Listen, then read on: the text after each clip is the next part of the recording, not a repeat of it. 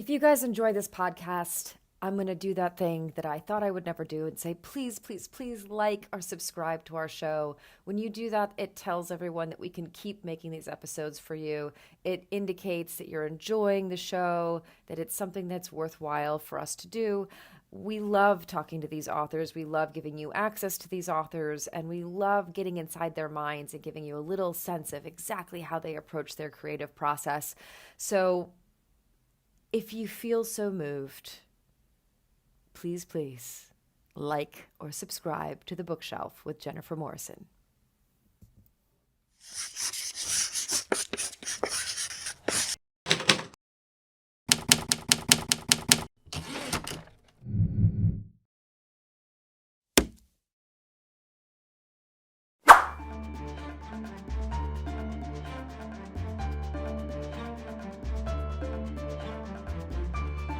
All right, Sarah, thank you so much for being here.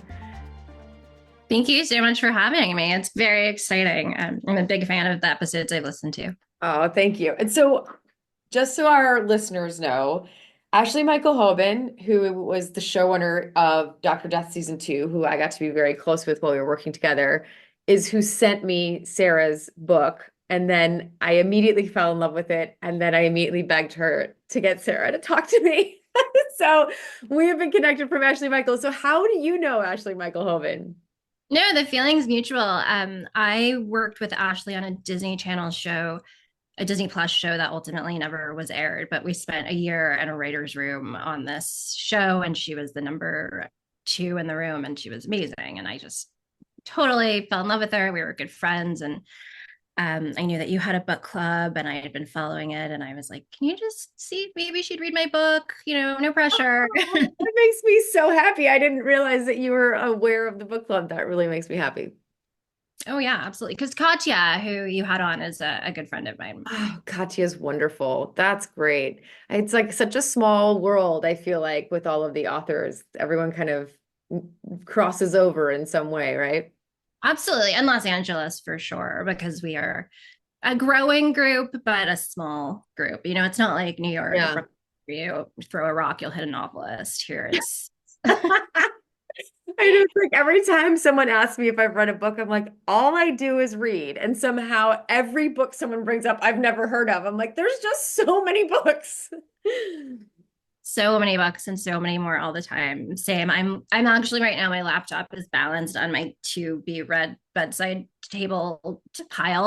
I especially since now that I have a book out, people send me books. I'm always going into indie bookstores to see if they'll carry my book, and then I'm buying books. So any sales I ever make are immediately canceled out by me buying another book, I, which I agree. Every time I pass a bookstore, I'm like, don't go in, don't go in, don't go in. There's already a huge pile next to your bed. Like, we do not need more books stressing us out that are unread next to our bed. Well, all right. So let me dive in now that we've established how we know each other. So if you were to describe this book very briefly to someone like curious about whether or not they want to read it, how would you briefly describe it to someone? yeah, so No One Gets to Fall Apart is about the year my mom was diagnosed with late in life schizophrenia. She had a psychotic break at 53. She was found on the side of the road, fully under the delusion that FBI agents were chasing her. And that same year, a novel that I had dedicated the past 5 years of my life to kind of hit a wall.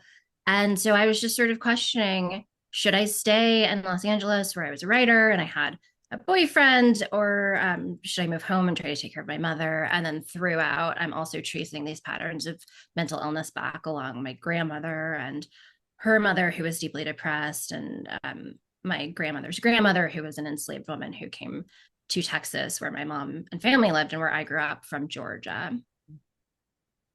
Yeah, it's a lot. I mean, it's interesting because hearing you describe it that way, the weight of all of it hits me hearing it sort of compressed in that way, which is interesting because having read it so recently, you write with so much hope and so much positivity that it's incredible to try to weigh those two things together. Do you know what I mean? Like that, and so where do you think that that comes from in you that you're able to kind of see things in that perspective of like, keeping things hopeful, constantly trying to, especially even when you're talking about yourself as a child, I felt like you were always finding ways to sort of like work through something and lift yourself out of it. And it seems like such an incredible life skill. Like, where do you feel like that comes from? I I think to a degree I have a kind of delusional optimism, and I always have. It's the reason I'm a writer. I think when I was growing up, my mom had borderline personality disorder. It was a very difficult childhood. She was abusive, but she was also, when she wasn't trying to hurt me, she treated me like a little god. I was treated Mm. like the most important, most special thing in the world, or, I was totally discarded and an exile from her love. But when she loved me, she was just, she would tell me I could do anything. I was going to be a writer, that no matter what, I was the smartest, the most special, the most beautiful. And when you're a little kid and you hear that, you believe it. And I think I just was, that sort of ambition was carried along by that for sure. And then also I felt like I had a responsibility in this book, which I was writing it for other people, perhaps who might find themselves in this situation. I didn't want anyone to take away from this, you're a powerless victim. Your story is just so sad. Because I don't feel like a victim. I feel empowered. I feel like a force. I was deeply loved, even though my mother had her problems. And I needed the book to hold both of those things. I wanted whoever was reading it to experience the optimism that I always carry with me, and that sense of hope. So I tried to make sure it was on every page. It really is. I mean, I found myself really moved by that because I think it's easy for anybody to just kind of, no matter what the certainly most people weren't raised by a borderline, mother who had borderline personality disorder, but like, it's very easy for all of us to fall into like the woe is me of whatever moment in the day, even if all it is that you spilled your coffee. You know what I mean? Like it's like, and it was just like to read about someone who had gone through as much as you'd gone through and then have this incredibly just forceful optimism. It was so impressive.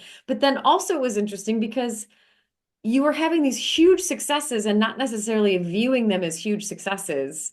And I found that incredibly relatable. Something that I think has become a real theme this season on the book club has been people talking about feeling like imposter syndrome with so much and how that's so deeply ingrained in a writer's life in certain ways. And I think as an artist, I really related to that as well of like, oh, here you are like being commissioned to write an opera but then you're still feeling like you're not achieving what Sadie's achieving. And for our listeners, if you haven't read the book yet, Sadie is one of your best friends or was one of your best friends. I'm not sure where she is in your life now, but and is also a writer. And so there was like an interesting relationship there that was like very supportive, but also at times very competitive. Uh, Yeah, and I imagine most writers have been in relationships like this where you have a close friend who you have kind of tried to forge your path into whatever industry with. And of course, one of you is going to pull ahead at some point, and that competition can be really difficult and really damaging. And in our case, it led to um, kind of an irreparable rupture that was not necessarily tied directly to this person's book, but to just the tension that arose between us as it felt like she was sort of ascending to the stratosphere of literary arts, and I was still kind of just grinding along, trying to get anybody to even look at or read my work. And I felt like, in the same way that I felt like when my mom had her psychotic break and I turned to books to see if I could find an answer and I couldn't find any. And I thought, okay, well, I'll write this down. Maybe so that if someone's looking for it in the future, they will find it. yeah. I really read anything about a broken adult female friendship where that also involved that sort of career ambition, and where neither person was the actual villain. It's not like, she didn't cause me bodily harm. I felt like she had compromised my trust in a way that seemed unacceptable. But as I try to lay out in the book, from her perspective, that's not what she did at all.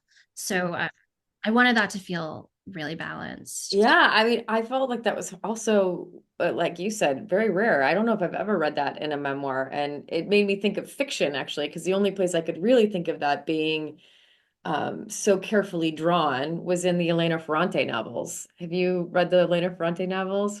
I'm finally listening to them right now. I Yeah. have a hang up where if people recommend a book to me too much, I will never read it.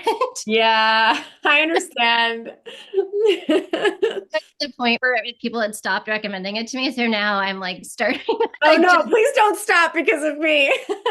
right.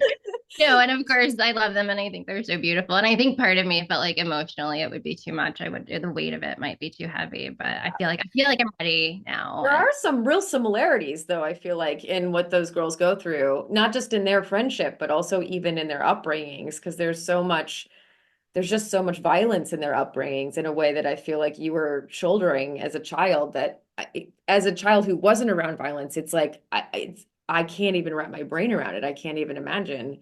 And I, you know, to I can't, where do you even start with that stuff in terms of, I know like all you know is all you know, right? Like I guess when you're a kid that sort of saves all of us in different ways, but um at what point in your adult life and how do you go about starting to heal those things?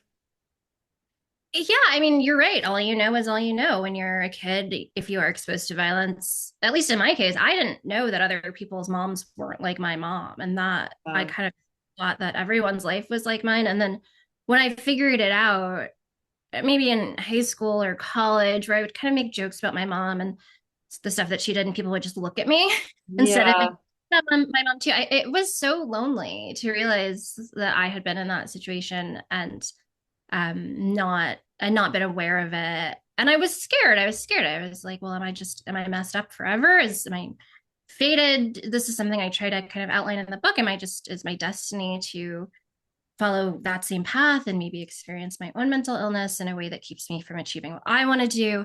And at a certain point, I just had to decide no, like I get to decide if that's true or not. And I'm going to do everything I can to, I was really disciplined, really dedicated to becoming a writer. And I didn't have a plan B.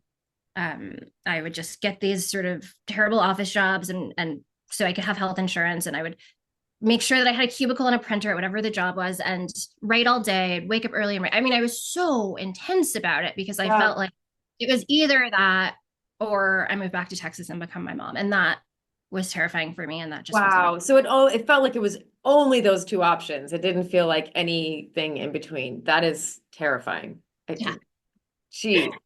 So, okay, so in your determination with the writing and this like extreme commitment to it in probably a life-saving way for you, talk me through just what a day looked like. Like when you had one of these jobs to have health insurance, like when did you wake up? What was your ritual with writing? Like how did that fit into everything else you were doing? Like just talk me through a day in that time.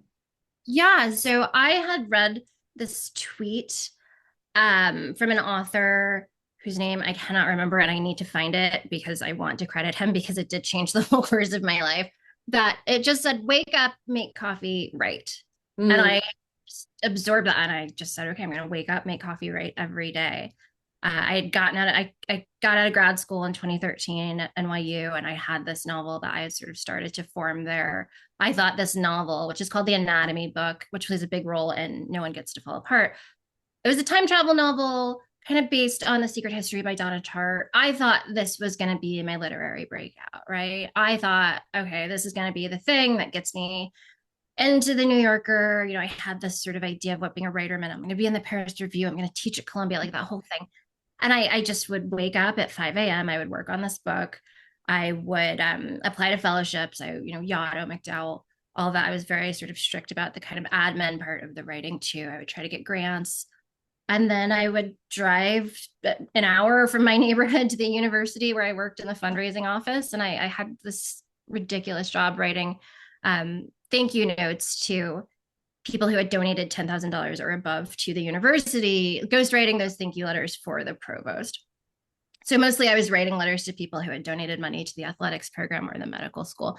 But it was like a formula. It's a job that AI is made for. This is the phrasing had to be very specific and the length was very specific. And it was so silly.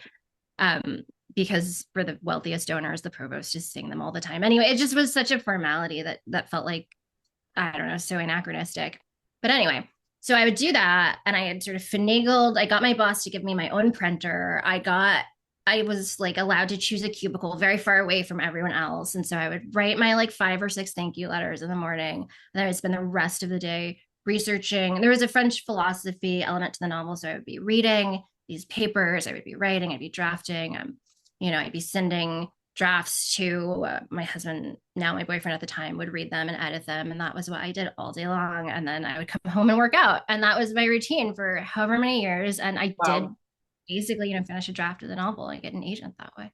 Wow. And so, and as you were working on that novel, are you someone who was like outlining as you went, or is it you're finding your way through as you went? Or, you know what I mean? Like, what's your process with fiction versus, I mean, Mm. we'll get into your process with memoir as well, but like, I think it's interesting because I haven't spoken to someone who's done both, right? So even though the anatomy book didn't get published yet, I'm right about that, right? Yeah. But you still went through the whole process of doing that. So like how is that structure for you versus like, and then let's get into like what the structure for you was like with a memoir. Yeah, I felt like this was the book that I had to kind of learn what not to do because I Mhm. have an outline, and you definitely should have an outline. It's important to have an outline. I was just feeling myself my way forward in this way where I would, oh, I like this character. I'm going to write more about this character, or I like the way the sentences are flowing here. So I'm going to just keep writing. And then you would kind of just make a pastiche of all of the different pieces that you'd written and try to kind of glob them together in a book and smooth out the edges. And I had been doing that with short stories for a long time in grad school, and I'd gotten published and done well, but that does not work for a novel. Mm. Didn't know that. It's so So interesting though that you say that because I mean, I can only think of it from the way I can relate to it, right? But like as a filmmaker, when I had made some short films and music videos when I made my first feature, and in my mind, I thought exactly what you're thinking, which is like, oh, this is just like making like 4 or 5 short films all together. And it is not. It was like the beast of a feature is so different. And you're like, oh my God, this is so intense. it's so much harder, and it's a totally different part of your brain. It's a different type of thinking. It's so much more muscular, and you have to have so much more stamina and endurance. And it's in a way, it's kind of tedious because you have to write the outline and rewrite the outline and rewrite the outline until it kind of can stand up as its own organism. And I had not done that. So what ended up happening was that I wrote my way into a wall. I got an agent based on the first, I don't know, the first couple chapters, and then never was able to get to the end of the book. Even though I wrote full drafts, it was never, you know what it feels like when it's right, and you know what it feels like when it was wrong, and it was Yeah. just Yeah. wrong. I couldn't get there. So pro tip, anybody out there writing a novel, like just bite the bullet, do the outline, make the outline good. It doesn't make you less of an artist. It's the skeleton for the whole thing. It's the most And I important. would imagine too, like again, I haven't written a novel, so I'm just completely just speaking with no authority here, but like I would imagine that eh, you could get to a place where you want to change the outline, but at least you're changing something that exists as opposed to there just not being a thing that exists. Does that sound right? Oh yeah, absolutely. Well, now, so kind of while all of this was happening, I was making my way into TV writing, and that was where I really learned about the importance of having something that you're working off of. And yeah, it can change, but you have to have something that can change for sure. Yeah. Yeah. Okay, so then what was your approach with you just went through this kind of writing trauma of not feeling like you got where you wanted to get with your fiction novel. And then at what point did you feel you had an entry point to the memoir, and how did that start to kind of walk itself out in terms of process? So actually what happened was I had been kind of writing and rewriting this novel that I had a sense was failing, that I kind of knew wasn't really going to ever come together, but because I had put so much into it, I couldn't let it go. Mm. And it was in the midst of all of this that I got a call from my grandmother saying that my mom had been found on the side of the road screaming and had been institutionalized, and they couldn't get her out.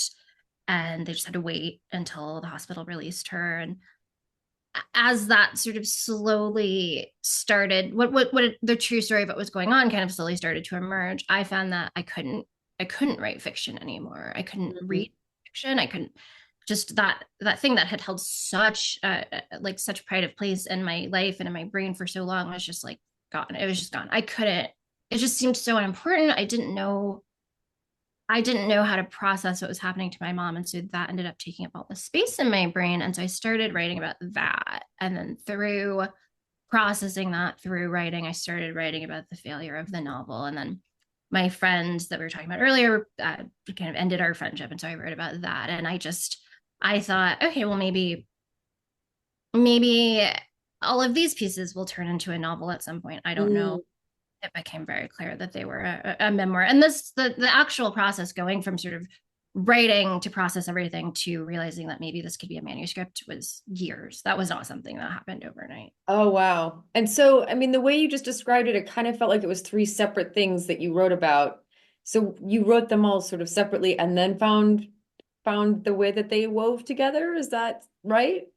Yeah, so the original very first early, I don't even know if you can call them drafts, just sort of like messy portfolios of pieces of writing that became this book were much more vignetted. Everything did feel much more separate. They were kind of stories and essays and thoughts and observations. And then it was my editor at HarperCollins who really kind of had me reverse engineer a real book out of all of them. So that was really her name is Jenny Sue. She's at Simon and Schuster now, and it was that collaboration with her that really allowed this book to be born. And how did you come in touch with her? I'm always so fascinated. I'm deeply fascinated by the writer-editor relationship because it seems so intimate. And it seems, especially in a situation like this, it was game changing for someone to have that perspective because I could never write something about my life and have a remote sense of like how to put it together or what anyone cared about. Like what, you know what I mean? Like I wouldn't even know where to start. So I can only imagine, especially with a memoir, for someone to be able to go like, hey, these vignettes are all kind of a thing. Like how do we, you know, so how do you come across? Do you say her name is Ginny? Jenny, yeah, yeah, Right. yeah. So how So did you find her? I would say my situation was pretty specific in that I had, while all of this was happening, I'd written a pilot and signed with a manager, and then that manager got me staffed on a show. And that all happened because I had a different friend who was a showrunner who had offered to staff me on something. That show didn't go, but because I had that job, I was able to get TV reps and then kind of got staffed on something else. And because I got staffed, I signed with WME as a TV client. And then when I told them that I had a book, they said, "Oh, well, we have book agents. Would you want maybe to also be a client of ours in the book department?" And Claudia Ballard, who is my agent, was somebody that I had met through like an agent meet and greet at NYU and the MFA program. And so Hmm. it was kind of just like a full circle. Well, this was several years later that we reconnected and she remembered me and she'd been interested in the novel at the time. And so then I was like, "Oh, I have this memoir. Would you be interested in reading that?" And so she read it. And I think over the course of 3 years or something, we really tightened it up. She gave great feedback. And then at a certain point, she said, "I think it's ready to go out. I think, it's ready." And I think because I had been so disappointed in the novel, I didn't really expect anything to happen. I didn't know if it was going to sell. I wasn't kind of, I was working in TV. I was actually on my honeymoon when it went out. I was kind of like, okay, well, we'll just see what happens. I was trying really hard not to obsess over it. But I didn't really have anything attached to it. And then it sold. It sold, but the way that it sold was that Jenny, my editor who acquired it, said, "You have to write me a letter about how you're going to make this version of what you're submitting to me like a book." And then I wrote Wow.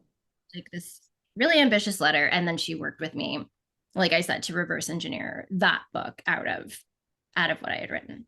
Wow. I mean, that's incredible. Again, it's like the book itself feels so effortless. So then it's like so wild to hear what goes into making all of the effort to make something effortless. But it's this, I'm sure I know that it's the same with TV. I'm sure it's the same with acting. Yeah. Yeah, you want it to feel like this sort of pure motion, this like one single gesture and everything you're doing, and that sort of elegance and sense that everything's unified. But of course, it's piecemeal. It's work over time and over years and practice and failure after failure after So failure. true, isn't it? It's funny because your book actually made me think about this because um I fail a lot. And I don't think I thought about that. Like, because I just am kind of willing to keep trying until I find a way.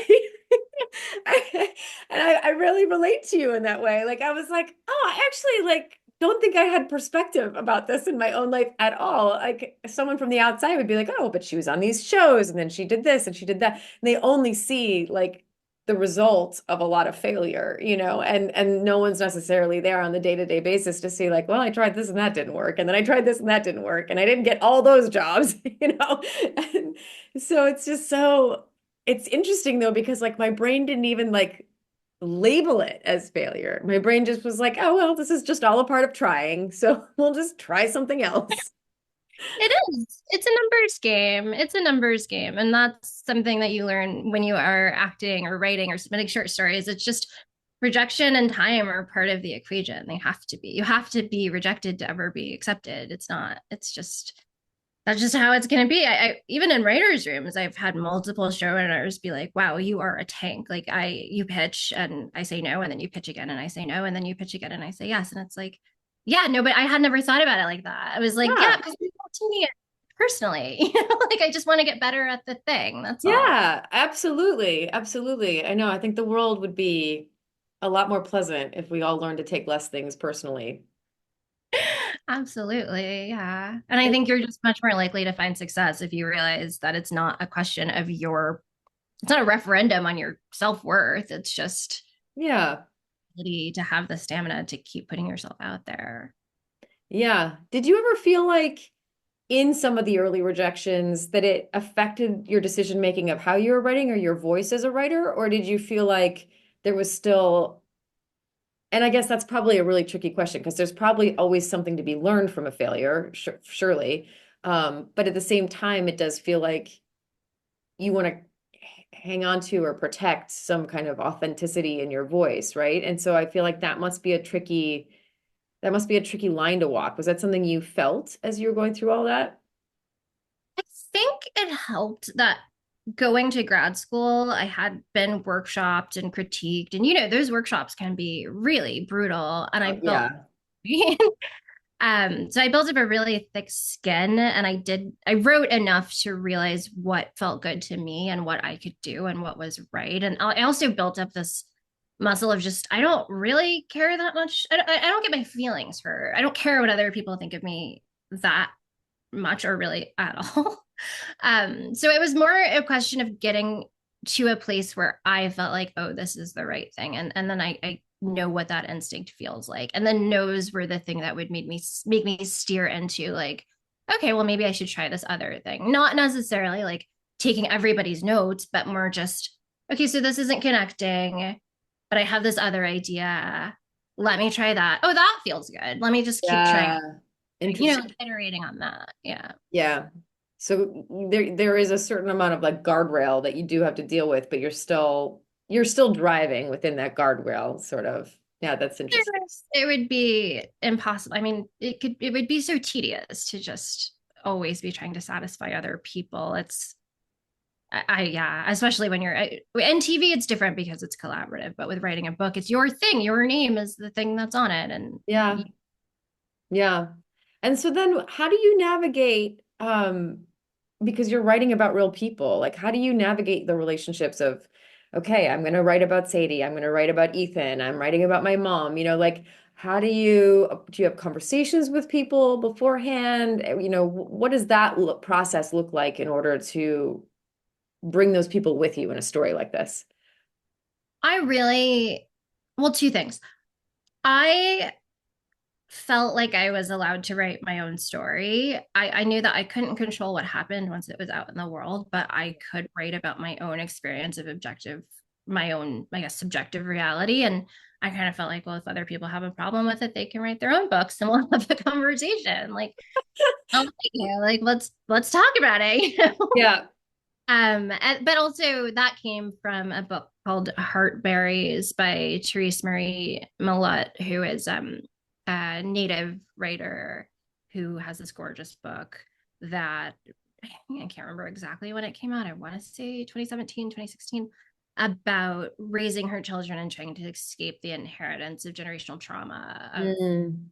in foster care. Her mother was in some ways neglectful, and Therese ended up in some very bad romantic relationships. And it's just this sort of beautiful processing of all of that, and trying to make sure that she's only passing on love to her children. And I felt like she was so honest and brave in what she wrote. I felt like I had a model when I read that. It was just so raw, and I kind of finished that book and immediately thought, okay, I can do this. I can write my story.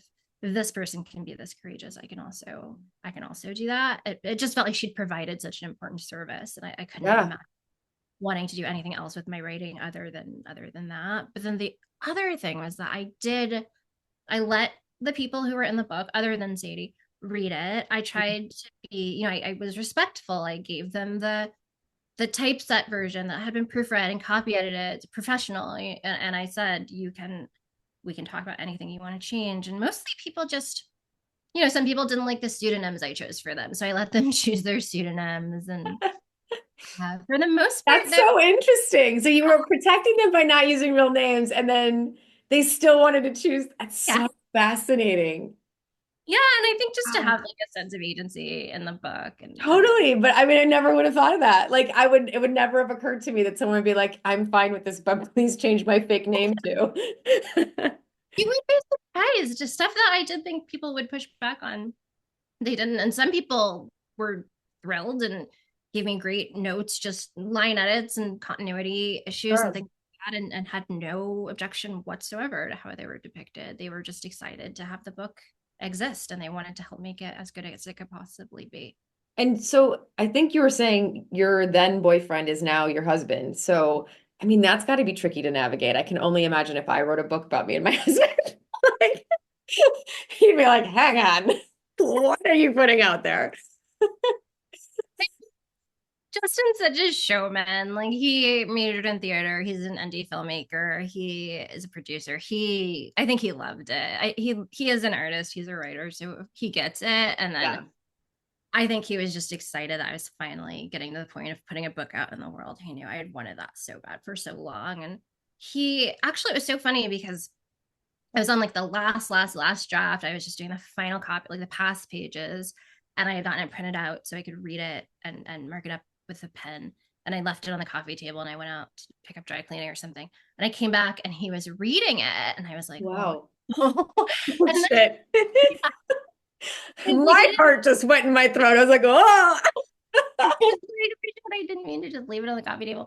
But then he made it better. He found these last minute changes and little things that just elevated the tension here and there, and little kind of ways to tweak the wording so it was more beautiful. And he made it so much better. He didn't have to, he copy edited it. He did a final copy edit and caught some stuff that me and the copy editor had missed. And he didn't have to do that. I hadn't asked him to do that, but because I think he had faith in me and faith in the book, he just did. So that was actually, I found myself very inspired by your guys' relationship, the way that, again, going back to not taking things personally, it feels like you guys have found a way to really get in there with each other, but not take it personally in the moment. To sort of like the amount of examples you gave of whether it was him or you going like, all right, I know this is because blah, blah, blah, blah, blah. Let's deal with the real thing. And I was like, oh my God, this is what my therapist tells me to do.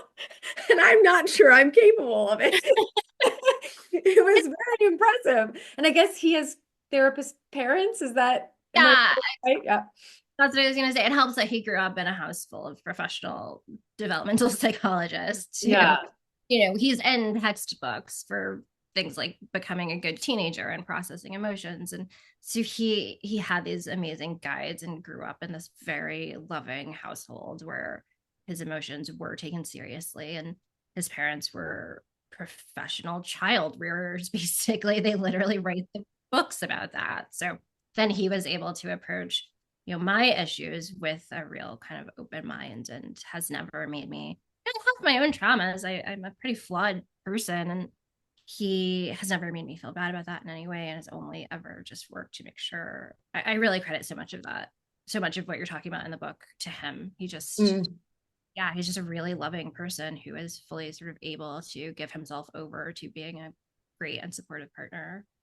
That's incredible. I mean, gosh, he needs to teach like lessons for, I don't know, lessons for partners. The trade-off though is that he's very OC. I think he has obsessive compulsive personality disorder. And say in the book about neatness and being on time, and Oh, because that's he's right. That's right. Yeah. yeah, he has that personality type of he's just very precise and everything has to be the way it's laid out. And I am the opposite of that, and I cannot wrap my head around like even just like folding the laundry, just the sort of basic stuff you're supposed to do to like be a good roommate. Like I'm Right. So his issues are more around like, I love you so much, but why do you always just drop your jacket on the floor when you walk in? Like that. And so like that's the thing that I'm always really working on. Yeah. Oh my gosh, it's so people are so fascinating. Human beings are endlessly fascinating. I guess this is why we all, love to read and write and all the things. Oh, so incredible. Um, okay, so now your book is in the world. And so there was such a big dream for you to have something like this in the world. What does it feel like right before, and then what does it feel like after, kind of once you're giving this over and like letting it have a life of its own without you? So I felt really scared right before. I don't know how closely you follow the publishing industry, but right now it's kind of a dark time. I mean, people say things like no one's reading, no one's buying books, no one's going to review your book. There's just, and this is me, maybe even just like seeking out the worst case scenarios, but there's so many substacks of industry professionals just saying it's over. It's basically over. Like, give up. Yeah. Except that 60 new Barnes and Nobles just opened, so someone's buying books.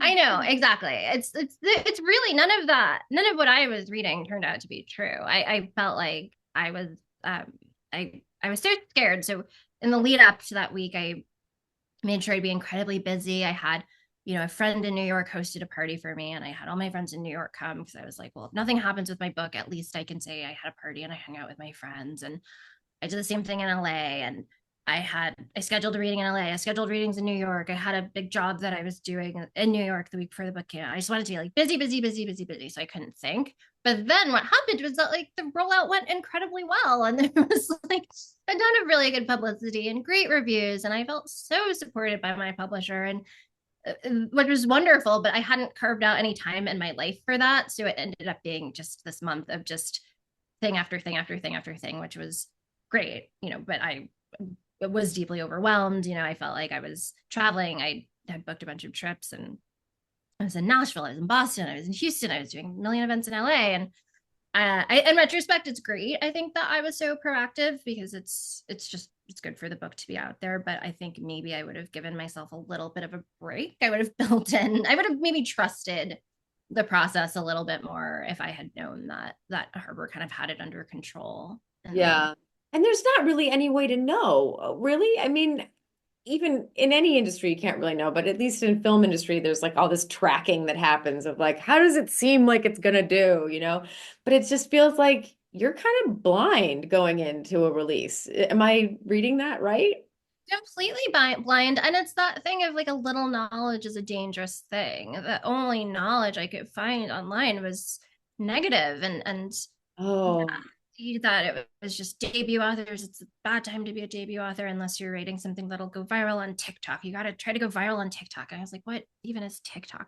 Like I got on TikTok. I do not think it has moved the needle one bit, but I did yeah. figure it out. But then at one point I was talking to a staffer at Harper. They sent me to the American Library Association conference to meet all the librarians, and Oh, that's cool. it was cool. It was great. And that was like I'm really grateful to them for doing that because it positioned the book in such a way that it made its way into libraries very widely and very quickly. But I was talking to one of the staffers who was in charge of that.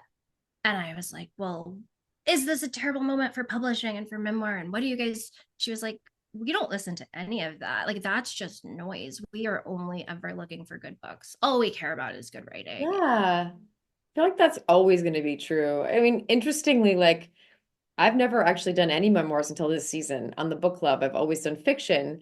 And it was just like so weird. All of a sudden, 3 of our 10 books this year are memoirs. And it was by accident. It was just because it's what I'm enjoying right now. Like I'm always really honest about the books that I'm actually reading. And so it was like, it kind of started because Griffin Dunn, who I acted with on This Is Us, had written his memoir called The Friday Afternoon Club.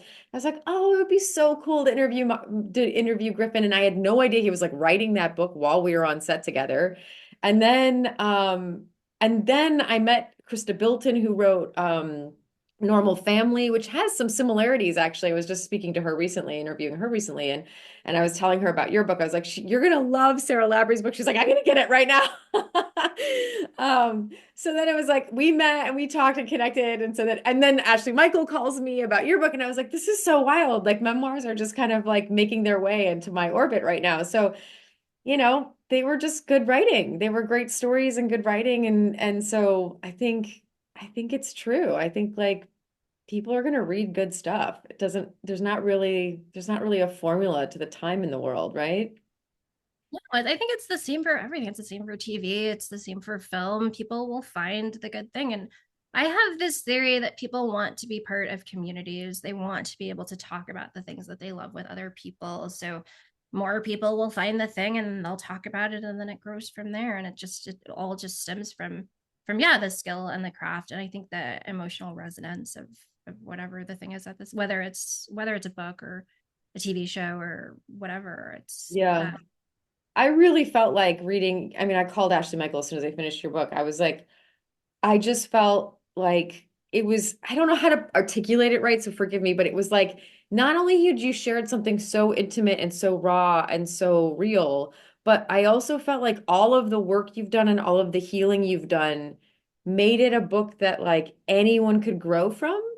So like I don't want to use the word self-help because it's not at all a self-help book, but I was like you could have any life experience that has nothing to do with your life experiences and read your book and grow tremendously because of the work you've done to be able to handle the things that happen in your life and the way that you had perspective about it and how like elegantly it was all articulated I don't know, it was just like I kept finding myself being like, oh wow, I haven't really thought about that. I should probably think about that. Like I felt like the book really like challenged me and woke me up in ways that were just so surprising, like it's not what I went into a memoir thinking was going to happen. So I'm really grateful for the book. And I also feel like exactly what you set out to do in terms of like having there be a resource for other people who might have gone through something similar to you. I think you have 1,000% achieved that. Like I can only imagine what it would mean to someone to read your words if they were going through something similar.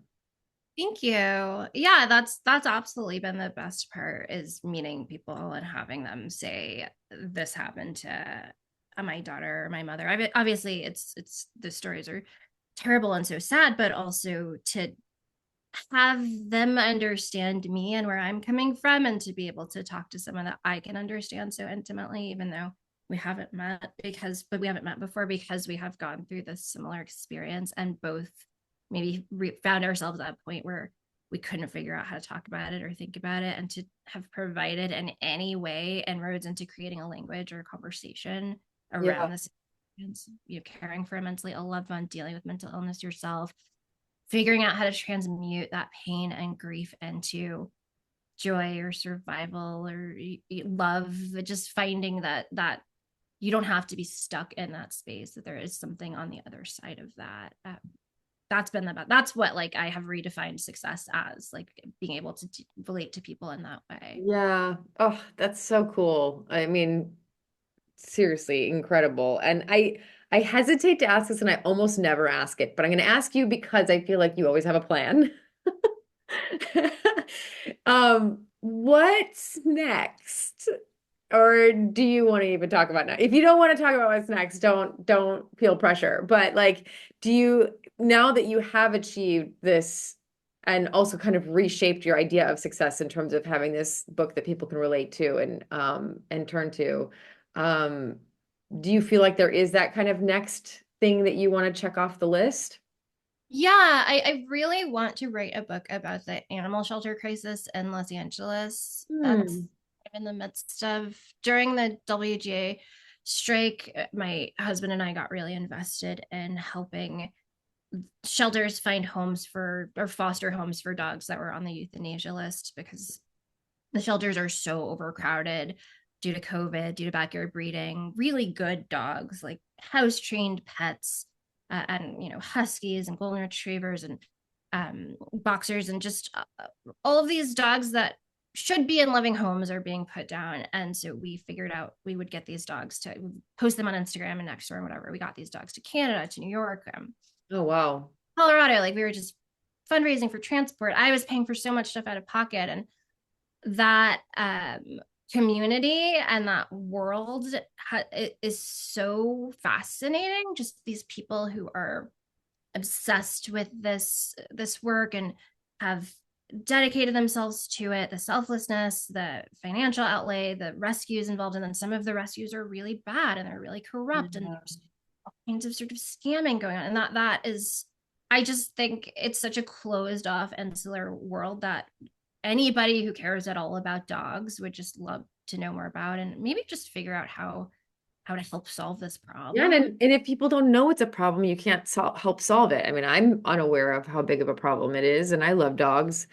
So clearly you're doing advocacy work physically, but are you wanting to write something about it, or yeah? Yeah, I think because something I learned from writing this book and having the memoir work when the novel didn't was that the way that I can write about something well is that it has to have emotional stakes for me.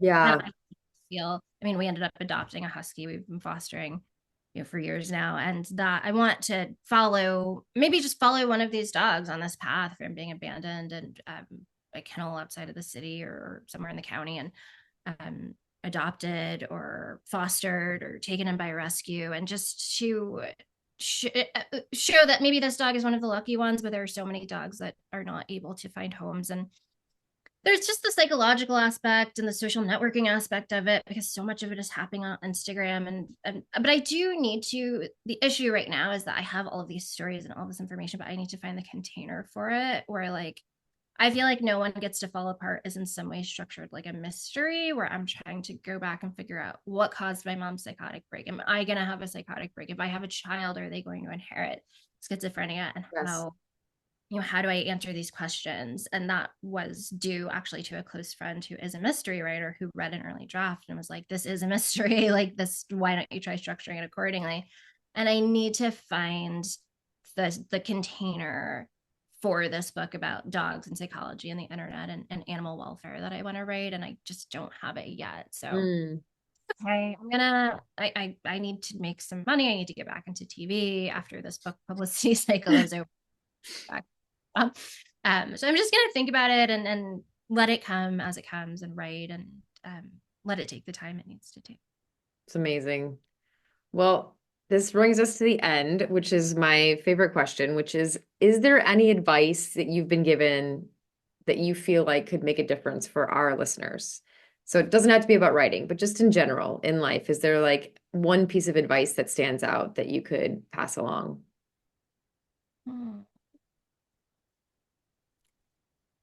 I would just say it's really important to have a strong desire.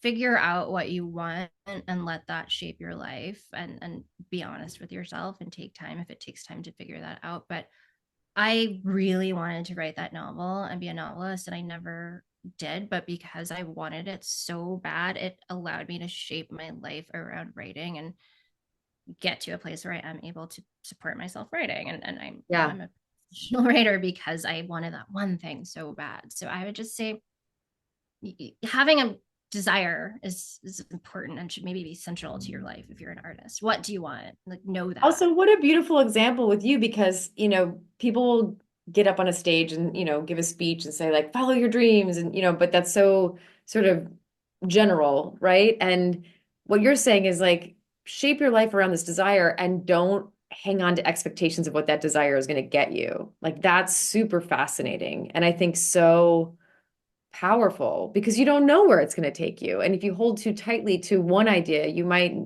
it might be limiting compared to where it's going to take you. That's really cool. I really love that. Well, thank you so much, Sarah, for being here. Is there anything else that I missed that you would want to bring up about the book, or anything else you want to share with the audience before we go? I mean, I'll shout out some other books that maybe are kind of in a similar world. If Sure, that'd be great. you pick up No One Gets to Fall Apart, there's a really great novel called Love Can't Feed You by Cherry Lou Tsai that came out around the same time as mine, and it's about a girl who moves to the U.S. from the Philippines and is coming of age with a difficult mom who has moved ahead of her and is not really able to express love for her children. And Mm, just gorgeously written book. It's approaching the story from kind of the opposite angle. There's much more sort of emphasis on the childhood aspect of it all, but it's just so beautiful. So I would say I'd love to recommend that book to any that's reader. great. I'll check it out. Awesome. All right. Well, thank you so much and good luck with everything. I can't wait to see what you do next. And if there's anything we can ever do here to support you and your writing and anything that's coming out, like please don't hesitate to email me or reach out and we will always forever be fans and supporters of your work. Thank you so much. You're the best. This was really a wonderful conversation. It's great to meet you. Thank you.